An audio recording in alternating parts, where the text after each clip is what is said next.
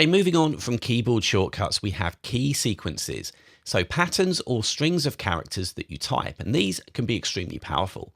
I'm going to click to add one to all apps. And then over here, I need to click Record Key Sequence. Now, it's important to note that BetterTouchTool is recording the key sequence right now. So anything you tap is going to get recorded. And believe me, there are going to be times when this catches you out and you forget that.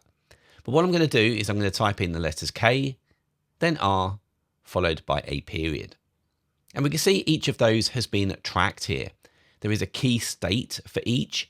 So it's required that the K key has to be depressed, but I can choose whether it's actually required to be raised again or if it's left pushed down. Same goes for the others. I'm going to keep this all as is and click Save. And then of course I need to assign this trigger to an action. So what I want this key sequence to do is replace the characters K, R and period with the words kind regards and then 2 carriage returns pressed. So it's a quicker way of signing an email. So I'm going to key in the word type into the search field here. And this top action is the one that I want. I've got a white box here where I can type in the text that I want to have displayed. Then I'm going to press return twice. You've got some formatting options here if you wish, so you can change the font of the text that you're typing. Just close that. Then of course we've got other options for adding emojis. We can change the text color and the size there, as well as the alignment of the text. And then if you click on this drop down, you can choose exactly how it's going to be pasted. So if it's plain text, it's going to ignore any formatting options that you've chosen above. But you can have rich text, or you can interpret it as HTML, RTF, perhaps a URL or more. There's lots here to choose from. You can move the cursor back to the left if needed, choose how many points it needs to be moved. But when you're happy, click Save. And we're going to test this out on this BB Edit document I have on the right. I'll key in that key sequence and we can see it's done exactly as I wanted.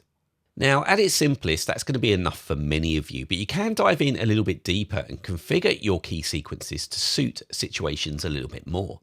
If I click on this trigger and then click Change Key Sequence, you can tweak some of the sensitivities and settings. So this slider here is going to adjust the minimum pause before the first keystroke. Then to the right of that, we have the maximum pause between keystrokes. It's currently set to 0.3 seconds. So if I'm a slow typer, well, the trigger may not work. And let's see that. I'm going to save this, come over to our document. Then I'm going to press K and just wait a little bit before pressing R, then another wait, and then period. And we can see that hasn't expanded. Whereas if I just type it quickly, you can see it works. So having the ability to adjust this sensitivity can be really useful, and it helps with a wide variety of users. Let's come into Change Key Sequence again. And this slider here, well, this puts in a delay before the action is executed. So this is going to trigger only if there are no more keys pressed within 2 seconds. So it's going to wait 2 seconds before running. Again, let's save this and see how that works. I'm going to type, then just wait a couple of seconds here, and there it popped for us. Okay, let's go back in once more. And this slider here is kind of the opposite of that. So you set like the minimum duration of the sequence. So if you were to set this to 2 seconds, but it takes you less than a second to type it, it's not going to trigger. So this forces a little bit of intentionality. Then this slider here, this controls the cooldown period after a key sequence has been triggered.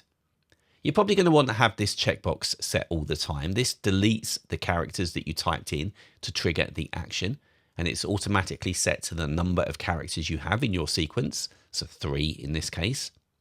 And if you trigger this accidentally, you can check this box to allow a Command Z to be pressed to undo it.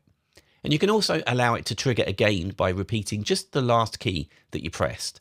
So if I check this and typed in the keys KR period, I'd get that first expansion, but then it would execute again every time I pressed the period key. Now remember I said that I had a neat little trick for re-enabling the caps lock key if you have it set as a hyperkey. Well, this is it, and it's so simple when you're using a key sequence. So just to confirm the case we have at the moment, we can see that it's all currently lowercase there, but we're going to fix that. I'm going to come up here, to key sequences, and I'll click plus to add a new key sequence in. Remember, it's recording now, so I'm going to press caps lock. And you can see it is functioning as a hyperkey because as I pressed caps lock, it thinks I press Control, Shift, Option, and Command. But now I'm going to press caps lock again. There we are. Now, when you know that you're done, it's always a good idea to click stop recording, just in case you want to do any further settings or tweaks here and accidentally press a key. I'm good though, so I'm going to click save. And this means our key sequence is just pressing the caps lock key twice. So let's give it an action. I'm not going to navigate to this. I'm going to search for caps. And look at that. We have an action to toggle caps lock on or off. So I'll select that and click save here. And now let's come to our document and I'll press caps lock twice. And I can see that little caps lock identifier there. So if I type, we've got our caps again. Then I'll tap the caps lock key twice once more, press return, and we're back to the lowercase. And you don't have to assign that to a key sequence, really. You can use any of the triggers that we've looked at already. Okay, let's look at how you can use key sequences to do more than type text or re-enable caps lock. And again, these are just examples to offer a little bit of inspiration. So managing windows. Well, pressing the command key twice here will minimize a window. Then command followed by an arrow key will maximize on the left half of the screen, the right half of the screen, or center it. Very simple. So let's see those. I'm going to do the command key twice here. We can see that's maximized without going into full screen. Command then left maximizes to the left. Then command then right maximizes to the right.